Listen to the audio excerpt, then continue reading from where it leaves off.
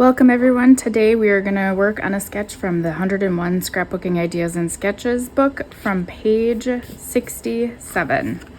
And the sketch that we're going to go through today has two 6x4 photos on it and then three 3x3, which I did modify slightly. And I'm staying true to the sketch, but for the most part we're going to probably minimize some of the size of the embellishments that will be used on the page. And I've got three different papers that I am going to be using from the Passport to Adventure collection by Creative Memories. And in the collection today we're going to be using three different matte packs. We are going to be using the banner punch that has it's kind of looks like a little flag, but it's basically a punch that'll punch out, and you can go ahead and write on it, which is what we're going to use today. A couple of tags and then some stamps and some enamels. So I'm going to go ahead and get started on the cutting. And we've got the three different papers that we're going to use as well. We're going to have the diagonal stripes be the background, and then we're going to have the travel tags be the second layer right here, and then the gray cubed is going to be the background for this 6.5 by 12 section. So we're going to go ahead and we're going to start cutting those. I am going to actually gut the background of this page out, and I will show you how I do that here in a minute too. So we'll bring over our cutter, and then we are going to do 6.5 by 12 on our first paper.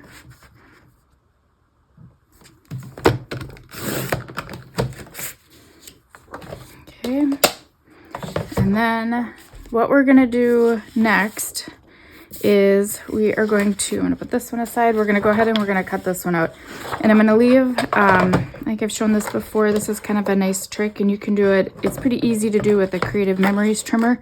You can try this with some other ones too. I just don't, depending on how the dimensions are built and where you see the dimensions, it might be a little bit more challenging, but you probably can figure out some workarounds. So we're going to leave, or I'm going to do about 1.5 inches around, and that is what we're gonna have here. So what I'm gonna do, I always line it up, I always do it the same way so that I don't get myself confused, and I've got it lined up with 1.5 inches up at the top here, and then I'm gonna start over 1.5 inches right there, and the trimmer itself has a little line in the middle of it, so you know where the middle of the blade is. And I'm going to put that line, and I'm going to line that up with the 1.5 inches. And you could cheat it because it's a blade. It does go a little bit further over just because it's a circular blade. But I've had pretty good luck, and I don't cut it too close so that I can kind of hide some of that. So then what you're going to do is you're going to have that 1.5 inches here, and then you're going to go down and you're going to stop at 10.5, because that would be 1.5 inches from the bottom, and then you're going to go ahead and that'll make your first cut, and then you can go ahead and rotate it around and do that same cut again. Now I always do the same direction again because it's easier for me, so that I'm not going to get confused and I have less chance of error. There are other ways that you can try to limit any errors, and that's by using binder clips to mark where you start here, start and end, so that the blade can only go so far between the two. So we're gonna get one more side, and it does make your paper a little bit more flimsy, but if it's a collection that you really love and you want to try to conserve as much paper as possible, because all you're going to do is end up, at the end of the day, you're covering it up anyway. So why not try to take a little bit of an extra step here and save some paper for some matting or another use on page 2. So this will be our background. And then now we're gonna go ahead and our next page, which is this paper, is going to be 11 inches by 11 inches. So I'm gonna put this aside so I don't wreck it.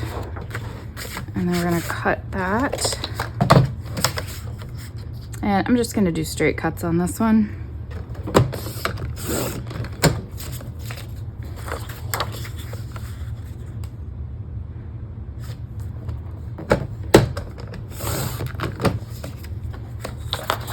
Okay. And I think that's all the cutting we need to do right away. So then we're gonna go ahead and I'm gonna try to bring this back. And the trick that I need to always remember is to, as you can see, in the past what I've done is I will try to put adhesive as close to this outside edge here as possible so that I don't put anything in the middle. And we're gonna line that up like that. And then we're gonna have this go right over the top of it. So I'm gonna work on adhering all of that down.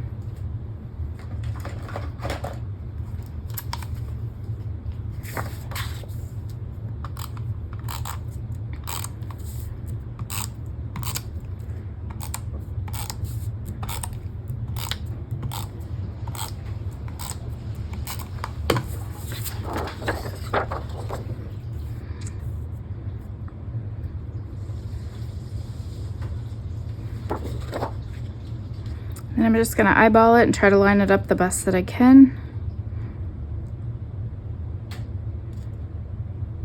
You could, and you can try to use the mat. I didn't line the background up to use the mats to try to help, or you could also use another ruler across the bottom to try to help line it up too. But I think we are going to call that good. Okay, and then we're gonna come in, put adhesive on the back of this.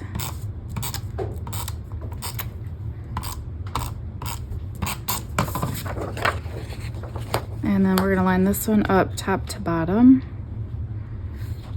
And since I have photos that I'm gonna put over there, I'm gonna try to figure out the best placement here. Because I did not follow the size of the photos on the sketch for the smaller ones. So I'm gonna try to cheat this over as much as I can here. All right, and then that should still leave us enough room to kind of tilt those.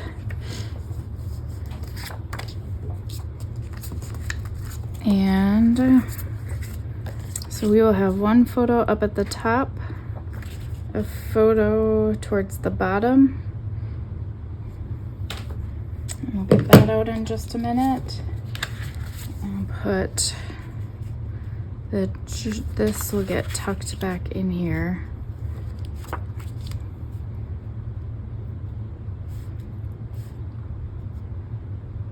Like that. And I could come in and trim that down a little bit too, if I need to. And then I need to mat the backs of, I'm gonna mat these guys too with some of the matte packs. So let me trim these down to size.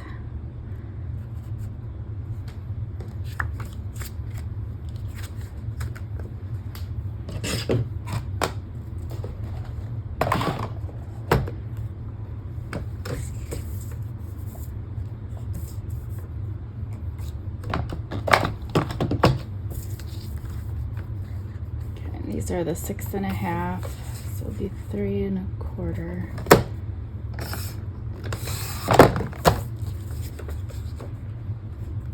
And you can see it's not even all the way around, so I'm gonna cheat it to one side and then come in and trim the bottom. And then because my other photos are smaller, oh, I guess, well, I can't cheat it. I'd have to center it and then cut each side, which I'm actually gonna try to do because I don't typically use the white circles for a lot of things. So let's try to get that centered.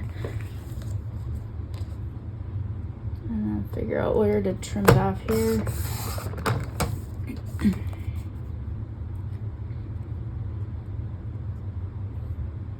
And we're gonna need to trim a little bit more.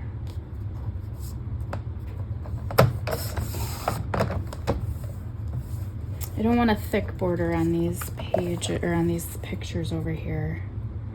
Just kind of want it even all the way around.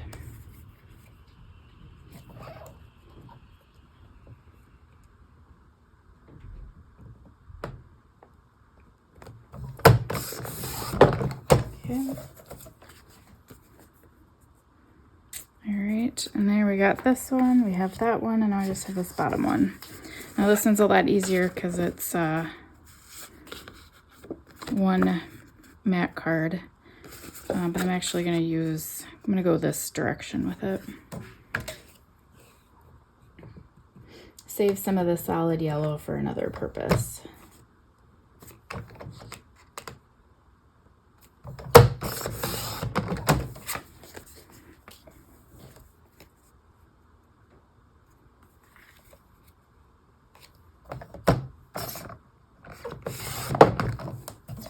And it would probably be a lot easier if I were to just adhere it down, and then then it doesn't move on me.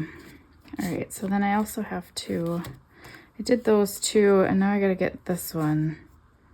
This one I had more room, so I need to trim this one down too.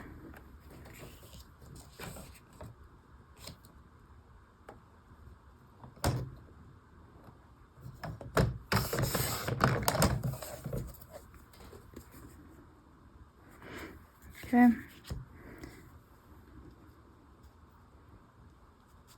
All right, and then what we've got is I need to get some of the banners. But I was going to try to use these. Actually, it's gonna have to go this direction. Use these in here along with some of the stamps.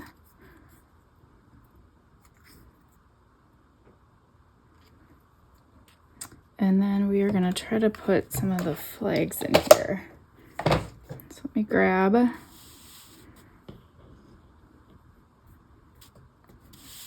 some paper here, and we're gonna cut the banners. All right, and I think I'm gonna try, let's see, so this is, I don't know that I'm gonna get, so because I'm cutting banners out of here, there's a couple of things you could do. You could still use this if you wanted to, or what I'm gonna try to do is just use the border maker system just as a punch. So I'm gonna go ahead and slide it in here just like I would any other punch, and try to cut out, because then I can try to utilize the paper as best I can too, and try to cut out a few different flags. I know I want at least 3 or 4 of them for sure. And now what I'm gonna do is, because I should be able to just go in a little bit further. Oh, no, I'm gonna have to cut some of it. Let's do it this way.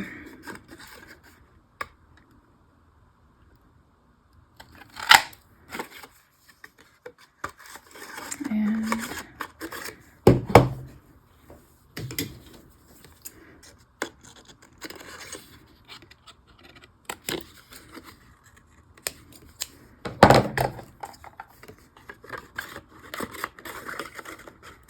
do this the best way I possibly can to try to maximize the punch here and the paper.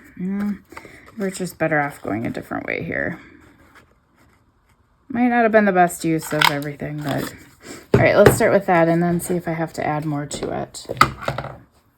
And what I wanted these for is, I don't know if you've ever been to the Hoover Dam, but there's the Arizona and Nevada side. And so I wanted to call those out in a little bit more detail as part of the photos. Like, it's hard to read back on this little clock tower. And so I would just write the Arizona, Nevada, oops, on the little banners. And then I thought you could use these on here too for some decoration for Lake Mead. And then over in here, put the date as well, the date and the journey.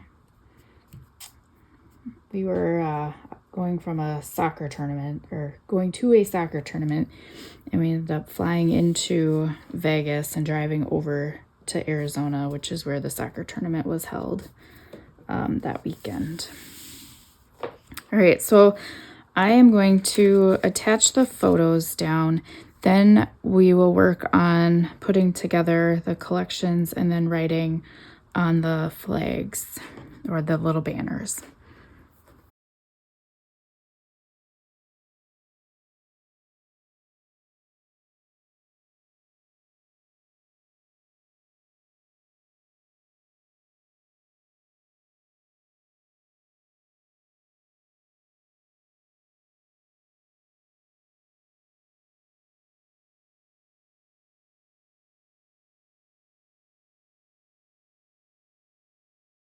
All right, and then that is a look at how I ended with sketch 67. Thank you for joining me today.